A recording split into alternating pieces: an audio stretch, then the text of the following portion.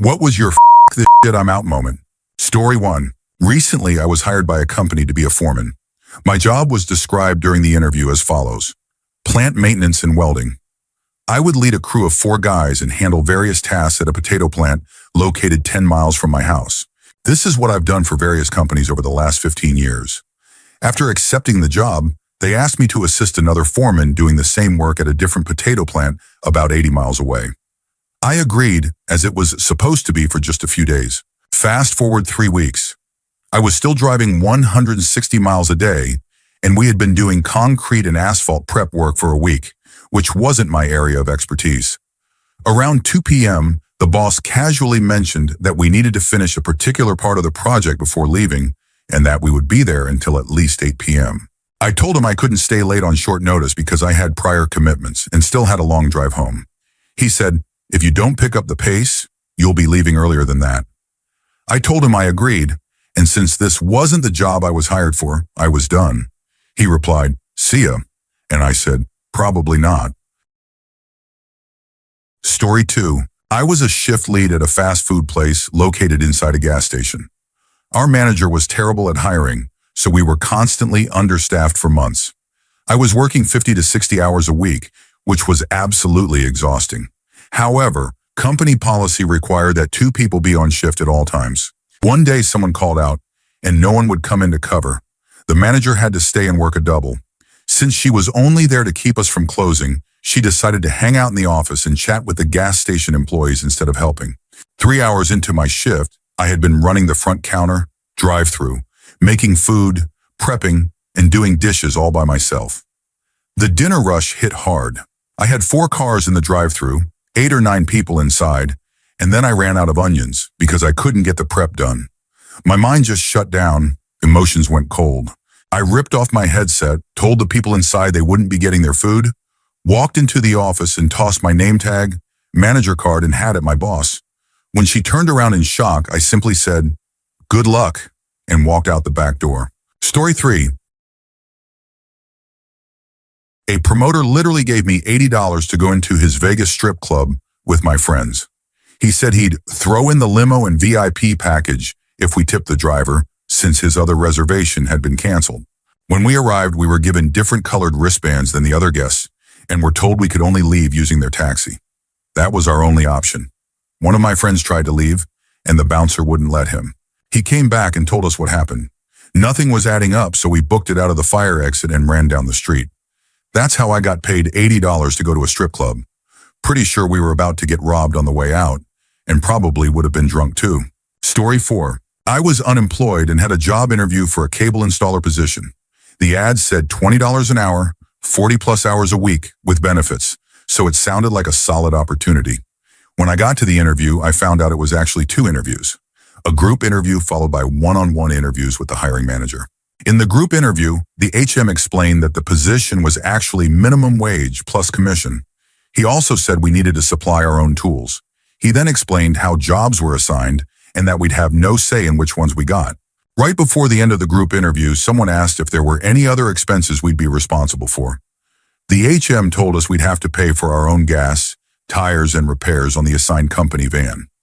I looked out in the parking lot and saw that all the vans looked like 20-year-old beat-up vehicles.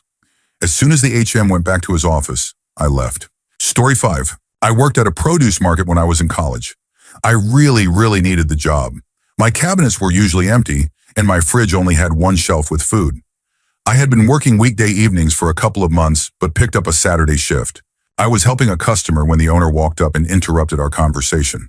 "Is that your yellow car in the parking lot?" Me. "Yes." Her in the most demeaning tone. "On weekends, our parking lot is reserved for customers only. If you value your job, you'll punch out, move your car to the lot across the street, and never park in the lot again." I was stunned. I had worked full-time every summer since I was 15. I picked up holiday jobs. I had a lot of work experience. I had never been spoken to like that by a coworker or boss, especially not in front of a customer. I told her I wasn't aware of the parking rules since I only worked weekdays, took off my apron, handed it to her, and said I would be punching out, but not punching back in. I quit. I apologized to the customer for not being able to finish helping him and walked out. I really needed the job, but I was so upset I couldn't bring myself to go back. My supervisor called me that afternoon and tried to convince me to return, but I just couldn't. Story 6. I went with a friend to visit his dad and look for possible jobs in Chicago. While my friend was out job hunting on the third day, his dad asked if I wanted to go to a bar with him. Sure. So we went to this hole-in-the-wall bar, literally down an alley and through a back door, into a dark small room with a 6-foot bar.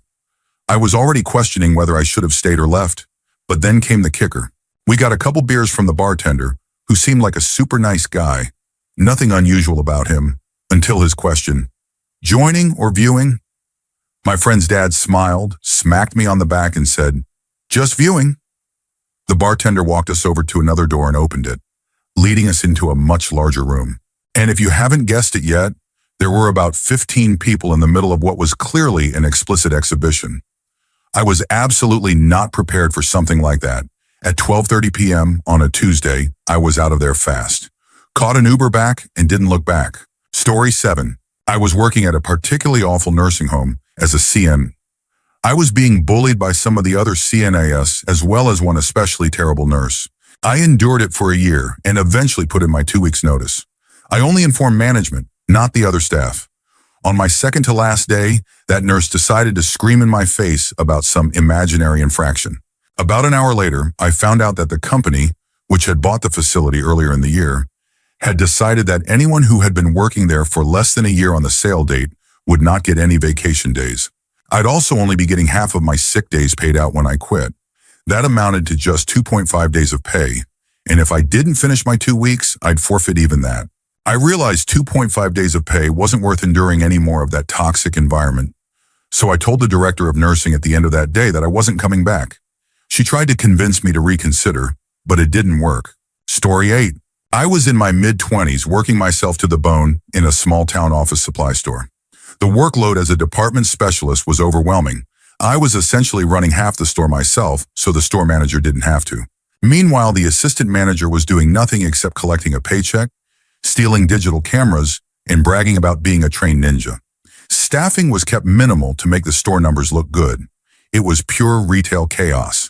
To make matters worse, the store manager was an arrogant, incompetent man with serious health issues who had been quietly moved to our store just to get him out of the way. Twice.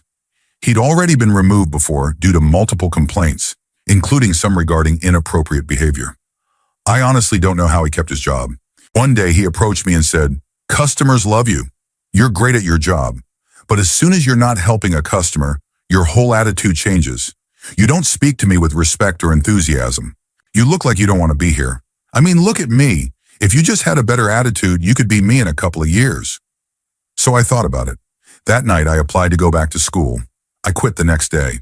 Story 9. I recently quit my job as a call center worker after 4 years. For context, I worked in customer service for a popular UK retailer. During the lockdown, when all stores were closed, we experienced a massive increase in online sales, which meant call volumes also skyrocketed. I worked hard to ensure customers were happy with their purchases and resolved every issue I could. One day we received an email from our CEO saying that despite record-high online sales, we wouldn't be getting bonuses due to the overall business being affected by the pandemic. I had only ever received one bonus in 4 years, so I wasn't shocked, but I was furious. We didn't get a raise, additional holidays, a thank you card, nothing. Then just a few days later, we found out through the mainstream news that top executives at the company had received raises. That was the final straw. A few co-workers and I decided we'd had enough. We handed in our badges at reception and walked out. I found a new job a week later and felt so much better. It was the first time I ever walked out of a job in anger, and I have no regrets. So story 10. I worked as a host at a BBQ restaurant for 2 years and 2 months. It was my first job, so I was always afraid to call out. In all that time, I never once called in sick. I was late occasionally, but our team was good about trading shifts. We'd message each other things like, "Hey, if you work for me Saturday, I'll take your Tuesday." It made it easy to avoid calling off. I've never had that flexibility at any job since.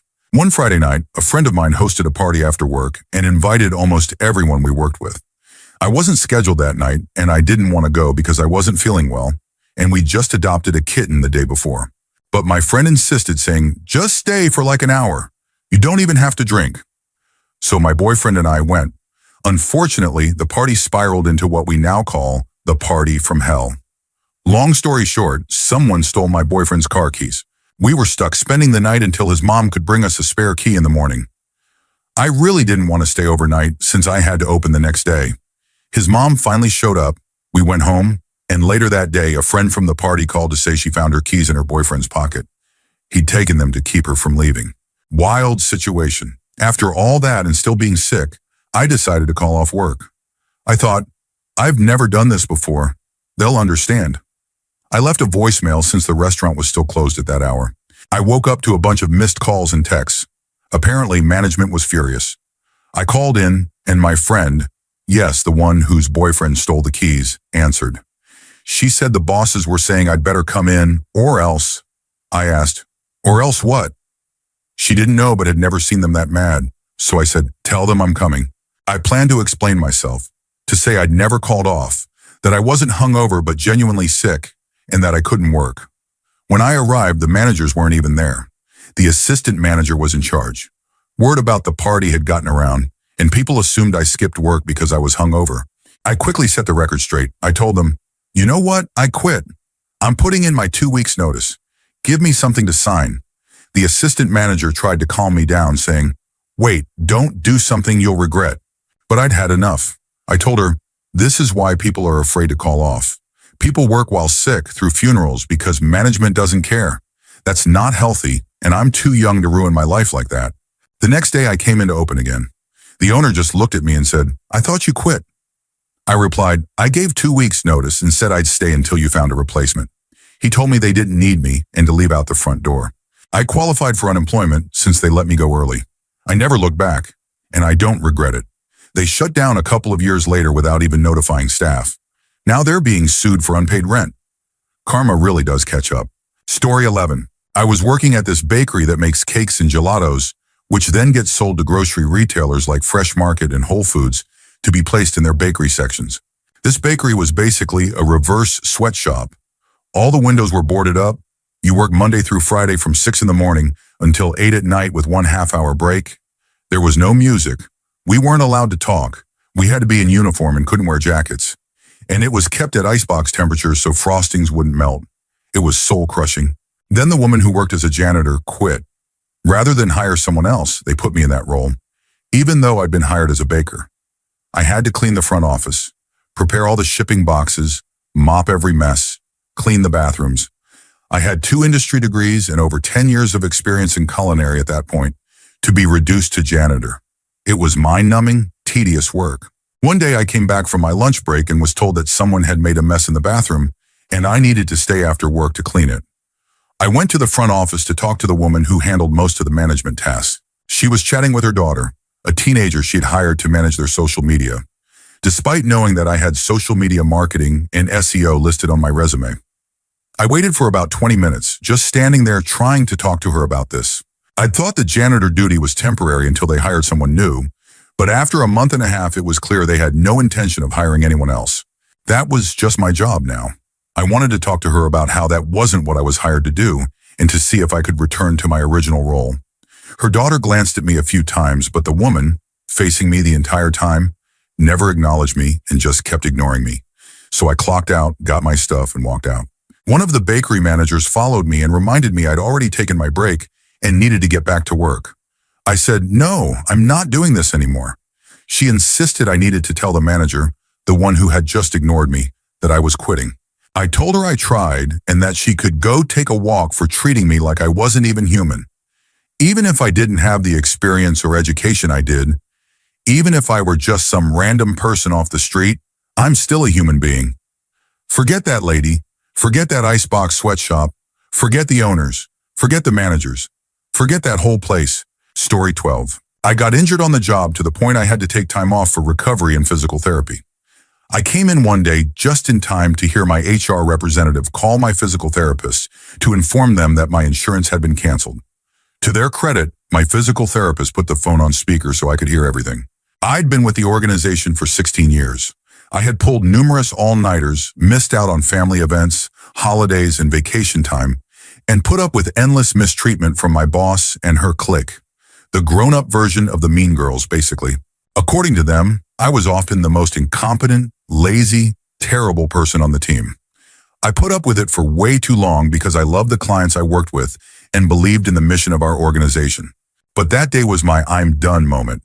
I cursed out HR over the phone and never set foot in the place again. I didn't even go back to collect my last paycheck, which was a measly $10 earned from the one day I came back part-time, only to get berated for not writing someone else's press release the way they wanted. No regrets, except that I didn't leave sooner. It's just not worth giving 200% when all you get in return is backstabbing and constant criticism that makes you cry every night and dread every morning. Story 13. I worked at a brewery. There was some miscommunication about sugar going into a beer that I was going to brew later that night. When I handed off the batch to the next brewer, that miscommunication continued. The right amount of sugar ended up going in, just at the wrong time. The next day, we realized the starting gravity of the wort was way off. My manager threw me under the bus to his boss and threatened my job. I accepted responsibility. It was my mistake after all. Then I remembered, with a set amount of sugar, it doesn't matter when it goes in. It'll still raise the gravity the same amount. So I started reviewing previous brews. Turns out my manager had handed me a totally incorrect recipe. When I went to confront him about it, I found him editing the recipe sheet he had given me, the same one I had filled out, to hide the fact that he had given me the wrong version. I told him he owed me an apology. He refused and denied everything. I told him to forget it. He told me to go home for the weekend and that we'd talk Monday. I told him to forget it again. I was let go over the phone the next day since I was still under a probationary period. I wasn't going to come back anyway. Story 14. I worked for someone who hired her lazy brother-in-law as part of my team. I had to do all the work on my own, but not only did he take credit for it, he also threw me under the bus. The boss wanted to upgrade the antiquated system we were using, but the brother-in-law insisted there was nothing wrong with it and blamed me for not knowing how to use it properly, even though I was the one who made it function in the first place. The boss took his word for it and told me I should learn how to do it properly under his guidance. So I said, forget it, and I turned in my resignation letter the next day. I offered to help train whoever they hired to replace me. The boss said, no need. He can handle it. Okay then. A couple of months later, I got a text from my old boss, who had never texted me before, acting like an old friend wanting to catch up, before asking if I'd consider coming back. Story 15. I worked in a bookstore and was about to receive a monthly hour contract instead of just a call-up contract. Everything seemed fine. I even called one of the higher-ups to confirm everything was in order after some discussion about how many hours I should be working. Then I realized I wasn't receiving any wage declarations, or whatever they're called, and my paycheck seemed suspiciously low for the number of hours I'd worked. Fast forward a few months, COVID hit, and I couldn't work due to regulations. I'd been emailing every week about the missing pay statements, but got no response. Finally, I was told there had been an accident because of confusion over my contract. I wrote a short email to the higher-ups with some questions about their payment policy during enforced leave and their lack of communication. I expected a written reply, but 2 weeks later, the boss showed up in the store while I was working with customers, completely unannounced, and asked me directly what my problem was. Shaking and angry, I listed my concerns. He dismissed every single one, saying the info was either none of my business or out of his control. I was stunned and felt completely isolated. My manager wanted to help, but was too afraid to speak up in case she lost her job. I decided to contact a public lawyer to assist me. A month later, I received an email from the boss claiming everything had been handled correctly and offering 250 euros to stay quiet. I was furious and refused. 2 weeks later, he finally conceded and paid my wages correctly for the past 6 months, about 1,500 euros. I had already written my resignation letter at that point, but wow, it felt good. Turns out they'd underpaid me by about 7 hours a week for nearly 4 months. Story 16. I used to drive a semi with my husband. We had worked for our previous employer for about 8 years. It was the best job we ever had. We hauled explosives, ammo, radioactive material, and hazardous waste. The pay was great, and we didn't have to drive as many miles to earn it. We were even paid $16 an hour to guard the load, which just meant sitting in the driver's seat watching DVDs or listening to audiobooks. We just had to stay awake and remain within 20 feet of the truck, 50 feet if it was a commercial load. Then the company was sold to another. Still not bad, but then the new company bought our biggest competitor and made their CEO the head of everything. That's when things changed. We were suddenly expected to ignore laws and regulations. They even tried to have us pick up a food-grade product in a trailer that had just hauled unstable hazardous waste. We had already planned to retire that year. The week I turned 62, we had an issue with a power window that stopped working. Windows must function in semis for safety reasons. We stayed at the yard from Friday to Sunday. When we went to retrieve the truck, the window still wasn't fixed because the part hadn't come in. Back at the yard, dispatch started giving us grief about covering a load from Arkansas to California to Kansas City. I said no. The truck couldn't go out. The dispatcher got snippy. I walked outside with my husband and asked, "Can we just retire now?" "I'm so tired of this." He said yes. So we walked back in and told dispatch we were retiring immediately. They tried the usual threats. "I'm calling your supervisor. You'll be written up." As if I cared, I was retiring. Things had gotten so bad under the new CEO, and I wasn't about to get arrested or stuck with a massive fine just to follow orders I knew were wrong. Story 17. I had been friends with this girl for years, and over time, my entire life began to revolve around her. I had to answer every text or call from her immediately, walk to her house whenever she asked, lend her things at any hour, day or night. Eventually, it got so bad that she once had me walk miles to her house, only to send me back because she didn't like what I was wearing. I couldn't eat around her unless she approved of what I was eating because of her constant comments. I only listened to music she liked, and I apologized constantly for every little thing. I won't go into too much detail for the sake of trigger warnings, but she manipulated me into doing things I deeply regret. She even hit me once because I forgot to bring something she wanted. She cut me off from all my other friends and strained my relationship with my family.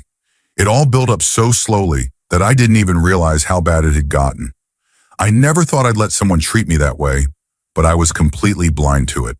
One weekend, I went to a festival with my dad and was allowed to bring a friend, so I brought her. We spent the first day doing the usual things. When it was time to sleep, I was sharing a bed with her. We chatted, turned off the light, and I rolled over. As I lay there, a single tear rolled down my cheek, and suddenly it all hit me. I was completely drained, and I realized I didn't want to be around her anymore. It was like everything became clear at once. The rest of the weekend was agonizing. After it ended, I tried to avoid her. She bombarded me with angry messages, demanding to know where I was. I finally told her I was done apologizing. She scolded me for sassing her, and we argued over text for 3 days straight. She flipped between making me feel awful and begging me not to cut her off. When the argument ended, I realized how much freedom I had. I could listen to whatever music I wanted, wear what I liked, and talk to whoever I chose. It was awful how excited I was over basic things like that. But I'm so grateful I finally saw things clearly and got out when I did. Story 18. I was a pizza delivery driver at a place that didn't pay us by the hour, so legally we weren't required to stay there. We could hang out at home and just come when called. But I didn't really feel like driving back and forth, so I would just hang out at the store and play games or read on my phone. A few of the other drivers did the same. There were always 2 drivers scheduled, and usually the guys who just hung out would work until it got busy enough for the other guy to be called in. Eventually, I got more of a personal life and decided I wanted to occasionally stay home and be the backup guy. But, big surprise, those guys had trouble playing fair. One in particular either didn't understand the concept or, more likely, was just a huge jerk who thought I was dumb enough to be manipulated into doing his job for him. When I explained that I wanted to trade roles, he smirked and said, "But I'm doing you a favor by letting you have most of the deliveries. You should be thanking me." So I started doing what the other backup guys did. I just didn't show up at the start of the shift, but called in and asked them to call the other guy first. Because they had taken me for granted, I was threatened with a write-up by the owner. That idea got dropped real fast after I made the managers leave a note on his desk every single shift when those guys didn't show up, just like he expected me to. Then the guy lost his temper and started yelling at me behind the store, accusing me of being lazy and all kinds of things that hilariously described his own behavior. Around the same time, the owner sold the place to a completely clueless new guy who wanted to change everything. One of his ideas being to pay drivers less while expecting more work. That was the last straw for me, but I waited until the night before the next morning shift with that guy, the one I hadn't seen since his meltdown, and called in to quit. I'm sure he loved working a busy lunch shift by himself, like he always expected me to. Still waiting on that, thank you. Story 19. I was working for a small business as a dog trainer. I was the only trainer they had on staff at the time. I knew how much they were charging clients for my services, and I knew how much they paid me. It worked out to about a 10% commission. I asked for a significant raise, but they strung me along for a while. They kept promising something, but there was always an excuse. I wanted to leave then, but I didn't have many other options and didn't feel confident enough to start my own business yet. Fast forward a few months and word of mouth spread about the quality of my work. I had more people trying to book sessions than I could possibly fit into my schedule. So I started scheduling clients months in advance. My boss didn't like this and removed my ability to manage my own bookings. She started overbooking me to the point that dogs were only receiving a fraction of the training we had promised. This went on for months. When I went to the owner, who didn't really have much involvement in the business, he told me he'd handle it. But instead, he told my boss that I went behind her back, and she responded by threatening to fire me. That was it for me. I was out of there so fast. A few months after I left, that boss got fired. Apparently, a decent portion of the staff followed my lead and quit after I was gone. Story 20. This is a long story, but I worked in a nursing home kitchen one summer as a kitchen porter. The job was temporary and the home desperately needed help in the kitchen, so they were hiring just about anyone looking for work. I took the job because I needed to pay for a summer holiday and 2 months' rent for my student house. I wasn't very good at the work, but I did my best. The home had a reputation for being good, but the longer I worked there, the more I realized how bad it actually was. The residents had no privacy. Carers would walk into their rooms without knocking. I saw this as a major violation of dignity, so I made it a point to always knock. One of the carers told me, "Just go in, you don't need to knock." I ignored him and told him off. The residents were the best part of the job. Over time, I got to know many of them. Some even requested to see me on the days I worked, just to have someone to talk to. During breaks, I'd visit with them and learned a lot just by talking. What broke my heart was how many residents didn't get visitors at all. I even brought it up to the care home manager and offered to volunteer some extra time just to keep them company. Somehow that conversation twisted into the manager implying I didn't want my job. Not wanting to get fired, I just kept quiet. But after that, I was seen as a problem employee. The final straw came on my last day. One of my tasks was preparing desserts. A nurse supervising the meal said my dessert portions were too small. I offered to add more, no problem. But the nurse still wasn't happy and said she'd get the activities coordinator, who was second in command. I knew that wasn't going to end well. She was in a bad mood that day and had already yelled at another staff member. She was always on a power trip, treating employees like dirt while acting like a puppy around anyone she saw as her equal or superior. 5 minutes later, she stormed into the kitchen and shouted at me in front of everyone for a full minute. It felt like the longest minute of my life. Then she added, "You won't get far in your field after university if you keep making mistakes like this." I wanted to shout back, but I stayed calm and just said, "Okay," then finished my shift. One of the carers later said she felt sorry for me. I remember walking out into the parking lot after that 9-hour shift thinking, I'm never coming back here. When I got home, I poured a beer, blasted Stairway to Heaven by Led Zeppelin, and just cried. That turned out to be my last shift anyway. A few days later, the kitchen cook, my boss, texted me saying they had finally hired a full-time porter and that I wasn't suited to the role. I had seen it coming. I was just relieved it was over. Not long after, one of my colleagues quit too and reported the home to the CQC, the UK's social care watchdog. Inspectors found all kinds of violations: meat stored improperly, stair banisters coming loose on steep steps, and other serious issues. The care home manager was fined £50,000, and the CQC announced a follow-up inspection. Story 21. I left a career job after 12 years at the same company. One day I was sitting at my desk, really deep in thought about life and everything. I asked myself, is this really it? Is this all that life has to offer? I snapped out of my haze long enough to read an email from my boss about something that hadn't been completed correctly by 2 of my colleagues. The email said it was absolutely critical that I go back and resolve the issues, and that it needed to be done by the end of the business day. A strange sense of calm came over me. I got up, walked to my boss's office, and said, "You should ask nicely, not demand things from people like me."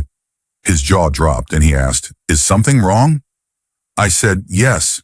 Everything about your leadership style is worthless to this organization. If I were you, I'd walk you out. But instead, here's my access card. I'm walking myself out."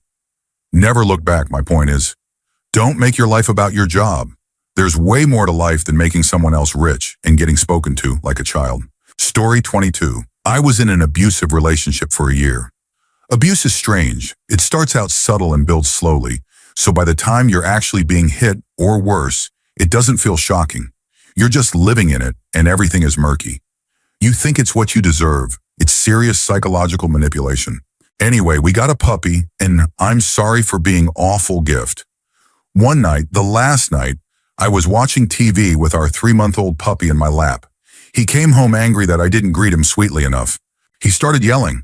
I got up to defuse the situation, but instead of coming at me as he usually did, he kicked the puppy while shouting profanities. She made the saddest noise I've ever heard. I scooped her up, ran into the hall bathroom, and locked the door. I pressed my back against it, with my feet against the cabinet opposite to hold it shut while he banged and screamed on the other side. I wasn't crying. My mouth was just wide open in shock. I thought, holy crap, this guy just kicked a puppy. That was the moment I realized with absolute clarity, this is not normal. This is not okay. My phone was in my pocket. I pulled it out and booked a one-way flight to my parents that left that evening. I waited until he got bored and left, probably to a bar. Once I heard the door shut, I ordered an Uber, threw what I could in a bag, put the pup in her crate, and left. Never looked back. It's been 3 years. The pup and I are happy now. We live in a peaceful apartment in a new state with my girlfriend. No one gets hurt. No one does any hurting. It's a lovely life. And the pup? She's a sweetheart. The abuse didn't leave lasting damage. Everyone can heal with love and patience. She's my little lifesaver. Well, she's 100 pounds now, but she'll always be my munchkin. Story 23. I was around 14 and had just gotten my first phone. My siblings and I had gone to a restaurant and we came back home around midnight. While trying to unlock the front door, we heard screaming from inside the house. We rushed in and found my aunt beating my 8-year-old cousin while my other cousins were crying and trying to stop her. My aunt is a strong woman, so it was hard to pull her off. Eventually, I grabbed a metal bat from the backyard and hit her on the back of the head, knocking her out. My siblings just stared at me. I called my dad to pick me up and took my 8-year-old cousin with me. I figured the other cousins would call 911 and their dad. I guess not, since the next day I was allowed to come back and pack up some of my cousins and my own things. We stayed with my dad for about 2 months. Turns out my aunt was furious because the kid had gotten nail polish on her new shoes. Story 24.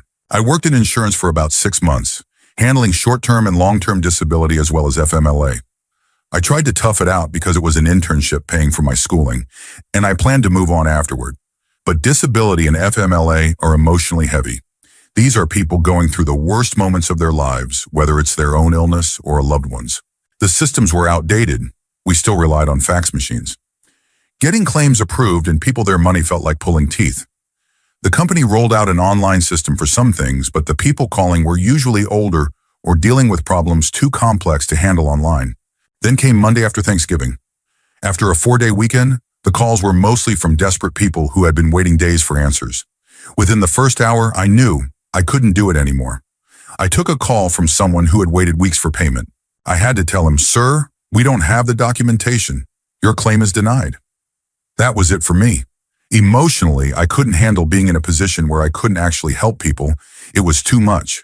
Story 25. First job, I had just turned 16, and all of my friends were working at the only high-class restaurant in a nearby small and historical town. I didn't live there.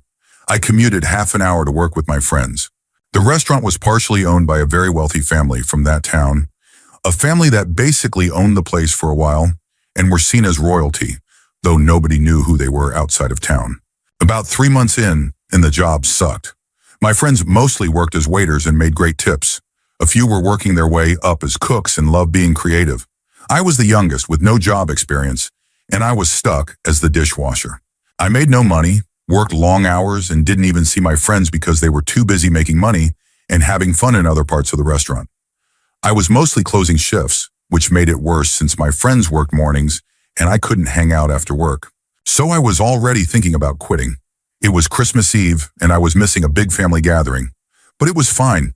The restaurant was closing early at 8 p.m. and my aunts and uncles would still be up late playing poker and having fun.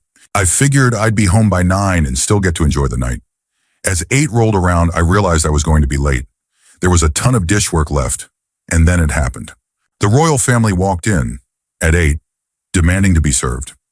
I told my boss I'd clean what was already there, but I wasn't staying late. These people had pulled this before, staying for hours and ordering tons of food and drinks. I'd make extra money, but I wouldn't leave until midnight. My boss said no. I had to stay until closing. I just walked out.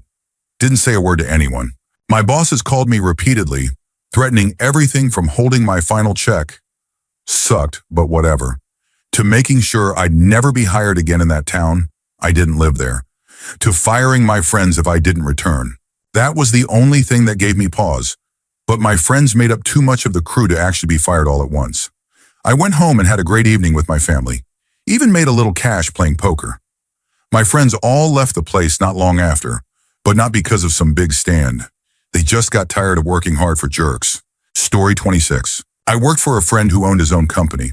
The service was very niche and I was never trained. He told me to do XYZ and I did it to the best of my knowledge, which wasn't much because it wasn't my field. He would get upset when there were mistakes. I tried to talk to him about it and ask for more training, which never happened. For months I was being yelled at. My breaking point came when we were working off-site as guests with other professionals. There was some issue with a machine, and he tried to blame me. His colleague told him to chill out and even pointed out that I couldn't see the machine from where I was to know something was wrong. It turned out the machine was working, just not at the rate he wanted. He still said some nasty stuff in front of everyone. I couldn't even get a word in. I left soon after that. Now I only speak to him through my husband. He's struggling to find someone new to replace me, and I wonder why.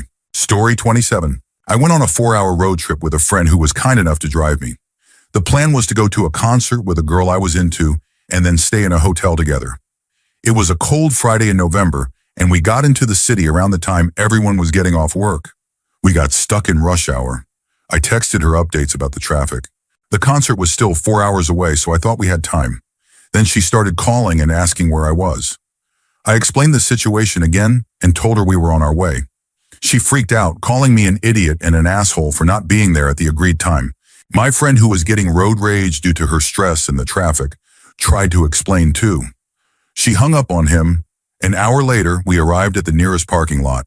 My friend gave me quick directions, telling me to look for a big yellow sign and hurry because she was angry. I started walking and used Google Maps to make sure I was going the right way. She called again and asked where I was. I told her I was looking for the yellow sign. 10 minutes passed and I was lost. I had her yelling and crying in my ear while I was trying to find the sign. My friend spotted me and ran up yelling, "Why are you here? It's the other way." Then he realized, I'm colorblind. He corrected his directions and walked me there. She was still screaming at me over the phone. My friend, now frustrated, said a little too loudly, "Tell her to shut up." She hung up. We got to the venue. The concert was 2 hours from starting. She was crying and furious because we missed the door opening by 10 minutes. There were only 5 other people in line. I tried to explain and apologize, saying at least we were here early now. That's when it all came out.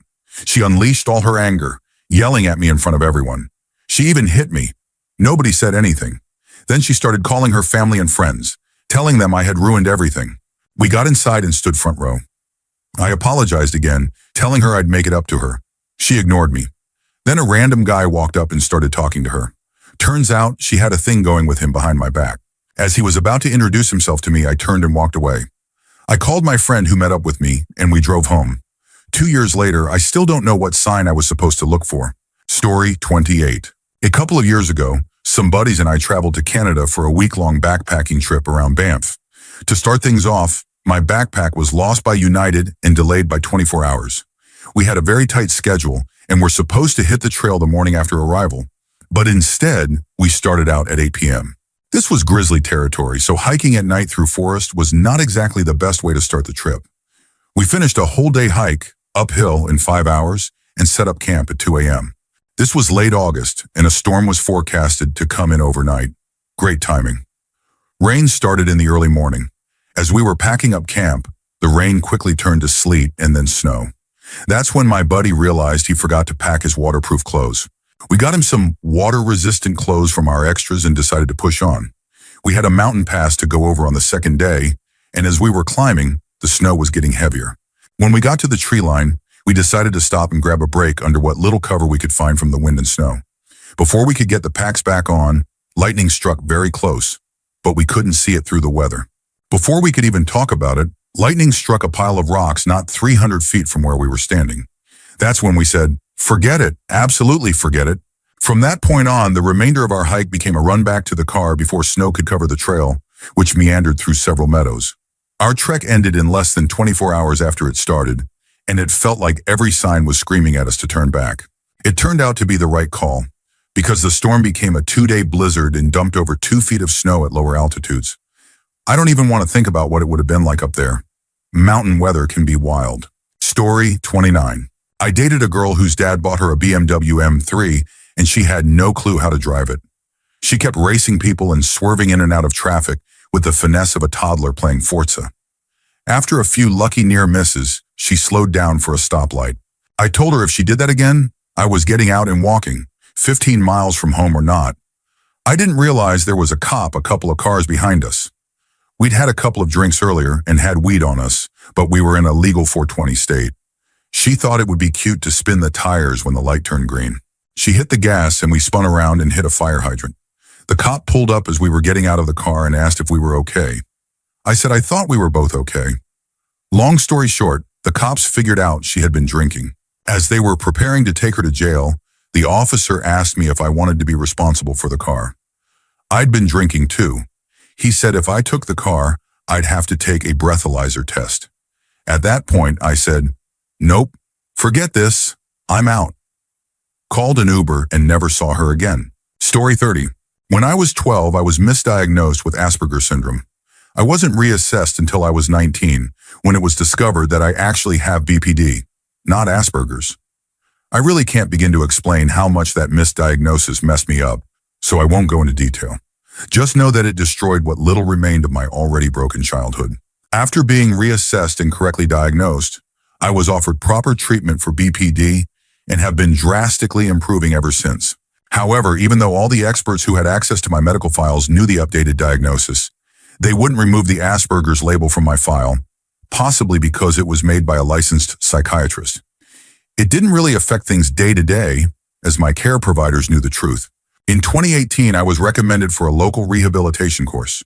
It was designed for people with physical or mental health issues who were struggling to get established professionally. I was planning to study cosmetology at a local community college, but my mental health team thought the course would be a good stepping stone, and honestly, they were probably right. I just started proper BPD treatment and was still emotionally fragile. To be considered for the course, you had to provide documentation confirming your conditions. My GP printed and signed a list of my diagnoses, but unfortunately, the outdated Asperger's diagnosis was still on it. That turned into a serious problem. At my second interview with the course director and company head, the topic came up. I explained the whole situation, that I had been misdiagnosed and the correct current diagnosis was BPD. I even offered to provide my psychiatrist's contact information. The company head said he believed me and would treat me accordingly. I do think he was being sincere, but I barely saw him. The course director, on the other hand, didn't believe me, and I had to spend 7 hours a day, 5 days a week, under her direction. There are plenty of reasons I couldn't stand that woman, but what finally made me quit was her insistence that I did have Asperger's. At first, she was subtle. If I rubbed my temples or jiggled my leg, she'd ask if I wanted to dim the lights or take a time out. Later, she wasn't subtle at all. She gave me fun communication options like leaving a post-it under my desk or knocking on the table a certain number of times instead of speaking. She even started talking to me in a soft, condescending tone like I was fragile. I asked her why she kept doing that, and she told me she'd done some research on people with Asperger's and wanted to help me feel more comfortable. I told her, again, that I didn't have Asperger's and could communicate perfectly well. I had to repeat this multiple times. But what really sealed it for me was when she scheduled a meeting for me with an organization that helps people with Asperger's find jobs without my consent or knowledge. I got a text saying I had a meeting the next day with another employee of the course company. When I arrived and found out it was actually a representative from the Asperger support group, I was furious. I tried to politely explain to the rep that I was misdiagnosed, but she interrupted with, "You shouldn't be ashamed of having Asperger's. Lots of people have it and thrive with the right support." I apologized, grabbed my bag, and walked out. I never went back. Since starting my hairdressing course, everything's been better. I'm treated as an equal. And just to clarify, I don't mean to insult or offend anyone with Asperger's. I wouldn't be ashamed if I did have it, just as I'm not ashamed to have BPD. But being misdiagnosed, especially as a child, can be incredibly harmful. And being treated like I was broken by someone who refused to listen made everything worse. The worst part is that many people with Asperger's are incredibly bright, far from the way that course director treated me. Story 31. Went to a bar in my hometown one night many years ago. Biker gangs were known to frequent this bar from time to time, but they never wore their colors, and it wasn't a biker bar. The gang that used to visit the bar were the Rebels. This bar was massive and had about 4 different rooms. The main bar, the dance on club area, a VIP section, just some worn leather couches to the left of the main bar, and a pokey room, poker machines for the uninitiated. The bar in the pokey room never had a long line like the others, so we got in after waiting outside for about 10 minutes and went straight to the pokey room. It was packed with people, all instantly recognizable by their biker vests. Like I said, this was not normal. The bouncers usually didn't let them in if they wore their colors, but it looked like there were about 25 or 30 of them, and the bar had maybe 6 bouncers. I noticed that the vests on these bikers read Hell's Angels. Right away, my gut told me to leave. I grabbed my friends and said, "We're leaving." We ended up going to another pub and later found out there had been a massive brawl at the first place that spilled out into the street. Riot police had to be dispatched and everything. Turns out the Hells Angels went there looking for a fight with the Rebels, and they definitely got one. I don't know who won, and I don't care. I'm just glad we weren't there. Story 32. I was working at a corporate salon. We had recently gotten a new manager, and she was an absolute nightmare. No one liked her, though we really tried. She'd been the manager for about 6 to 8 months when I finally said, "Forget this, I'm out." The final straw was this. One of my coworkers, F22, had just found out her mom had advanced stage cancer. She was planning her wedding, which should have been the happiest time of her life. But just 3 weeks after getting the diagnosis, her mom suddenly passed away.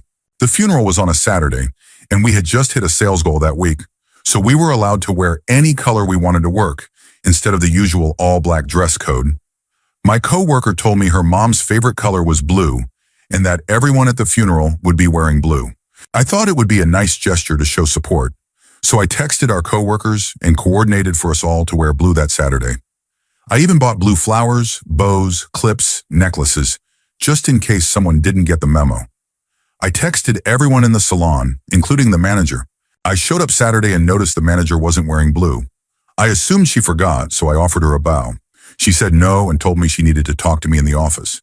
She then told me I crossed the line by coordinating the gesture and that I should have asked for her permission. I explained that it was a free dress day and I didn't need her approval to text my coworkers, especially since I'd known most of them for 4 to 5+ years. She claimed I did need her permission to communicate with the team. I walked away and started setting up for my client, fuming. It took every ounce of strength not to lose it on her. My coworkers and I still took selfies in blue and sent them to the girl who lost her mom. She said it made her day. That night I went home and said, "I'm done." I went in the next day, packed up my stuff, and left. The manager just about lost it and tried to tell me that if I wanted to be paid for the week I already worked, I'd have to come back on Tuesday because I couldn't quit on a weekend. I told her that wasn't going to happen and that they'd better send me my check. Story 33. One summer, my father and I went on a pack trip into the Selway Bitterroot Wilderness area. He wanted to check out the high Finger Lakes between the Lochsa and Selway rivers. We went up Warm Springs Creek, off the Lochsa River, with a string of 2 horses and 3 mules. It was an incredible trip, full of stunning scenery and wild moments. We saw hot springs with naked hippies, wandered through a grove of ancient cedars, caught pan-sized trout every morning and evening for meals, and passed a spectacular waterfall. And then, 3 days into the trip, we were deep in the old-growth forest and pretty high in elevation. We reached a section of the trail where 250-foot trees had fallen. Even on horseback, we couldn't see over them. They were massive. We had to go around each one, only to find another blocking the trail just beyond. It probably doubled our travel distance. Eventually, we came into a huge alpine meadow, maybe a mile across. A creek ran through it, and we could see the trail continuing on the far side. We'd crossed the creek many times before, usually at wide, shallow, calm points. But this spot was narrow, rocky, and filled with rushing, foamy water. There was a small tree, maybe 6 inches thick, stuck on the opposite bank. My dad asked me to hold all the mules while he rode his horse into the creek to inspect the log. He stood on a rock, reins looped over a branch, and started chopping with his axe. He managed to break the log free, but the branch his horse was tied to snapped back, spooked the horse, and it bucked, losing its footing and flipping into the creek. Dad slipped off the rock, lost the axe, and spent several tense minutes calming his horse and himself before climbing back out. It was a dangerous moment. It ended okay, but if either my dad or the horse had broken a leg, I'd have been left to get us back down the mountain. Days from anyone, let alone emergency help. We sat on a warm rock nearby and shared apples, cheese, Thuringer, and space food sticks. My dad turned to me and said, "I think this is a good spot to turn around and go home." Pretty sure he meant, "Forget this, I'm out." Story 34. A while ago, I worked as a cannabis trimmer for a company whose entire focus was trimming outsourced cannabis. The managers were really mean and always in a bad mood. They were operating out of a small warehouse building with about 75 people working elbow to elbow. Space was tight. One day, we walked in and saw they had put a plastic divider down the center of the room. One side was for the machine trimmers, and we were all crammed onto the other side. Now we were basically on top of each other. Oh, if you wanted to move or go to the bathroom, other people had to get up just so you could get by. After receiving my basket to trim and sitting there for 15 minutes, I audibly said, "Forget this," and stood up. The manager on duty said, "If you leave, don't come back." I told him to shove the job and walked out. Story 35. My girlfriend and I were walking our dog in the afternoon by the local river. There's a popular bike trail that goes by some picnic and BBQ areas, and it seemed like a perfect day for a walk. There were plenty of people around, so we felt safe. As we reached one of the BBQ pits, we noticed a small group hanging out nearby. They weren't the usual college crowd, more of a rough-looking group. Locals might call them river rats. Couldn't tell if they were homeless or just hanging out, but they seemed to be having a good time drinking and chatting, so we didn't think much of it. Still, plenty of people were walking by, so we kept going. About 20 feet past them, something in the bushes caught my eye. I looked over and saw a man crouching, partially hidden. He looked like he was part of the group, and he was staring at them intensely. What really drew my attention was the handgun he was casually holding between his legs. I instantly thought, "Forget this." I turned around and walked quickly back the way we came. I positioned myself between him and my girlfriend, and as soon as we passed the group, I asked her if she could run in flip-flops. When she said yes, we booked it to a safe distance. We called the cops, but I don't know what happened beyond hearing a police helicopter circling the area for a while. Later, I asked my girlfriend if she saw it too, or if I had overreacted. She confirmed she saw the gun, but it didn't register with her in the moment. I'm just glad I acted quickly and calmly to get us out of there. Story 36. This one's a little different from the others, but during college, I became great friends with someone who shared my sense of humor. We were close all throughout first year. Then in second year, a new girl showed up, very smart and charismatic. She started hanging out with my friend, and suddenly everyone else began to notice how cool and amazing my friend was. I tried to talk to the new girl a few times, but every time I did, she just looked at me with a blank expression. I'll never know if she disliked me for being an ethnic minority or if she just thought I wasn't smart enough. She eventually went on to study at Oxford. Slowly, I started to feel like I was being pushed out. Where I'm from, people put you on a pedestal for verbal intelligence. I had the smarts, but I'm a much stronger writer than speaker. I was being underestimated. This new group formed around my friend, and they always walked slowly to the next class together. I guess it was a combination of being ignored and their literal slowness that finally made me think, forget this. One day I just walked ahead of them, and that was that. I cut ties. The saddest part? Nobody cared. Not one person reached out after I left, not even my former friend. Now I have a solid circle made up of childhood friends. They may not be the intellectual type like those people I met in college, but they have heart, and they have my back when things get tough. Story 37. My parents divorced when I was 13. My father remarried a woman who was the textbook definition of a Karen, hairstyle included. Since my mom was in rehab at the time, she's now been clean for 9 years and is doing great, I had to live with my dad and his new wife. It was an abusive household. My older brother left at 16 and never came back. I got my first job at 14, and things just kept getting worse. Eventually, they put locks on the food cupboards. I was told I ate too much and had to start buying my own groceries. Mind you, I was an athletic teenage boy who lifted weights. I remember thinking, Why am I still here? I pay for my food, phone bill, clothes, everything. If I don't leave, I'm either going to hurt myself or someone else. I was really struggling. I had a friend in a similar situation. We decided to move out together and rented an apartment at 16. Somehow we both graduated high school, so I guess you could say we made it out. Half decent. Story 38. I worked as a kitchen hand at a restaurant. Basically, I was a dish boy. But soon after I started, they got me to do deliveries, which really messed things up. I'd leave to deliver something for 10 to 15 minutes each way and come back to a pile of dishes and people shouting at me because I was late. One night, it was decently busy and I got assigned a delivery. The manager came into the kitchen and said it was for an old client they still served, though he admitted the guy was a little outside the range. I got the food, put it in my car, and typed the address into Google Maps. 30 minutes, one way. Great. I made the hour-long round trip, and when I returned, the kitchen was wrecked. Both of my cleaning sinks were full of plates, pans, and trays. All the benches around my station were stacked high with even more dishes. Everyone immediately screamed at me, blaming me for being late and demanding their stuff be cleaned first.